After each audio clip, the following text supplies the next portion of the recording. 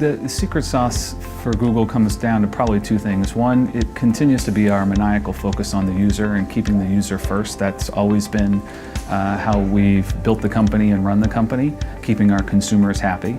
But also I think it's the passion of the people that work here. And it comes out in every interaction, both with users in the products we build, but then also the customers and the businesses we work with. So if you combine those two things, I think that's what gets the job done.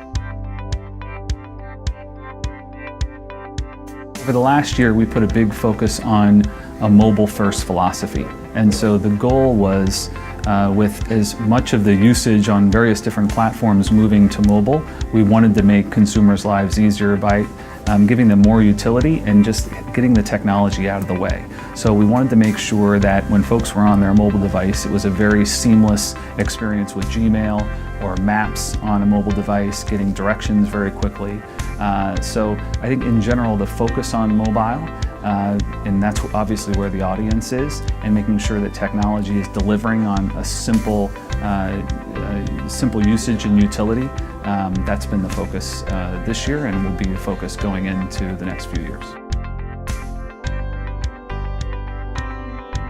We attract and retain top talent at Google, I think, in two main areas. One, we look for a certain type of person, someone that can adapt to change very well, someone who wants to make a big impact on an organization, someone who wants to move very quickly, someone almost, we call them smart creatives, someone that can move from place to place and from situation to situation at ease. Then we put them in an environment at Google where they can make that impact, and it's a very flat organization where everyone can influence decisions, and it really is, if a great decision comes up from anyone, that's what we'll implement. So we look for the type of DNA that will succeed here, and then we put them in that environment, and we continue to foster an open, collaborative, and it's a meritocracy. If you can make a difference, you can have a big impact here at Google. We're an advertising platform ourselves, but we also are a marketer. We advertise, and we use various different tactics across, print, online, etc., to reach our goals. And we eat our own dog food. We implement very similar to what we would suggest a client do. Follow where the audience is. So right now, globally, online accounts for about 57% of consumers' time in consuming media, more than print and television and radio combined. And so all of our advertising campaigns that we do globally, and some in Canada, are very integrated, but they do skew a bit towards online, especially mobile and video over the last couple of years, because that's where the audience is. But what also oftentimes we'll do is we will initiate something online, get lots of insights and analytics, and that will inform what we may do in a television spot or in an out-of-home campaign, because we have a lot of that data at our fingertips very quickly with online. Technology has an impact on every industry, and we're not immune to it at all. The reason we're as deep into YouTube and video and Android over the last couple of years is because of all the technological changes and advancements that have happened in the ecosystem that we're in. So we're not immune to it, but we also embrace it. We try to be out in front of it. We want to understand what's around the corner, what's next. So we're not afraid to test ourselves, like I mentioned earlier, eat our own dog food, where we'll give out wearables and we'll use them and we'll test them internally to give lots of feedback to the engineers so that we can continue to hopefully develop the new set of technology within the market. But the pace of technological change is very quick, and we're not immune to it at all.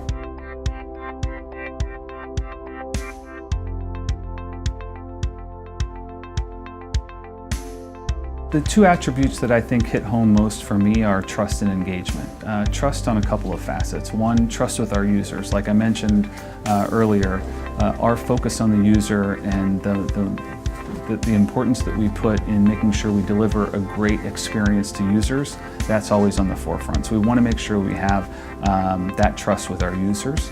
But also with our customers, with the businesses that we work with. Where I spend most of my time is ensuring I've got a strong, long-term relationship of trust built with a customer and a business. We're going to be here 50, 75 years from now. And so we want to have a long-term relationship with many of the Canadian businesses here. And so trust is important, both from a user perspective, but also from a business. And then engagement is next.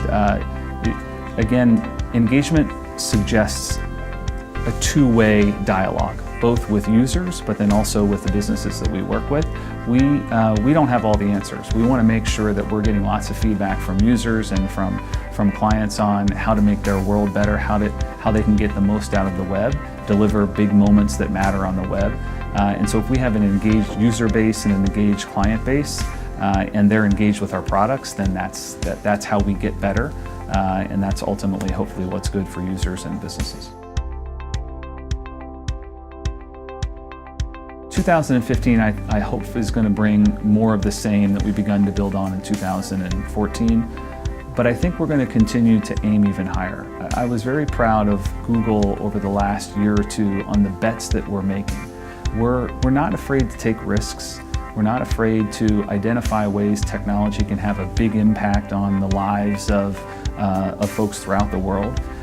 Whether it's our work in life sciences or with Iris, basically the computer on a contact lens, or Access with Project Loon and delivering access to various places throughout the world. I've been very impressed and proud of the way Google has not shied away from taking some big bets and delivering big change and impact based on technology improvements. And I saw that in a big way in 2014, and I know that we're going to continue to advance on that next year.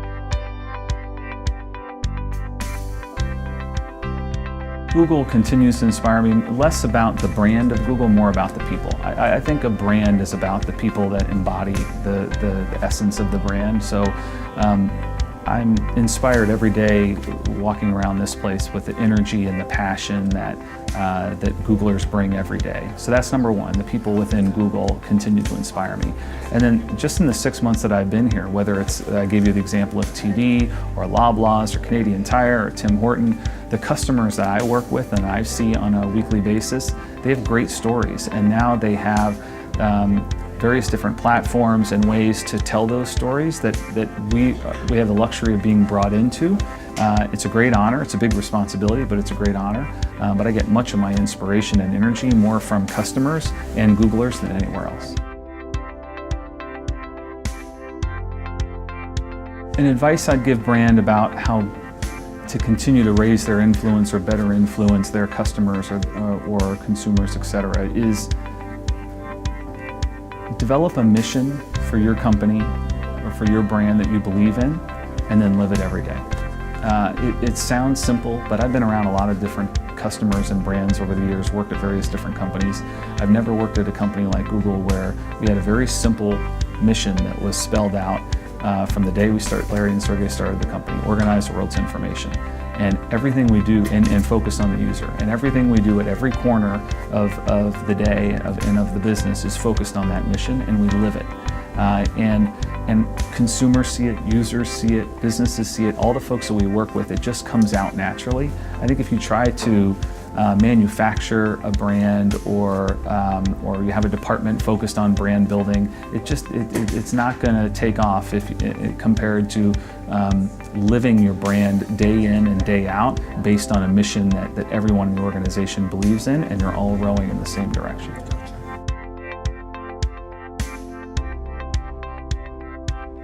One word, Google. 2 words, Google and YouTube.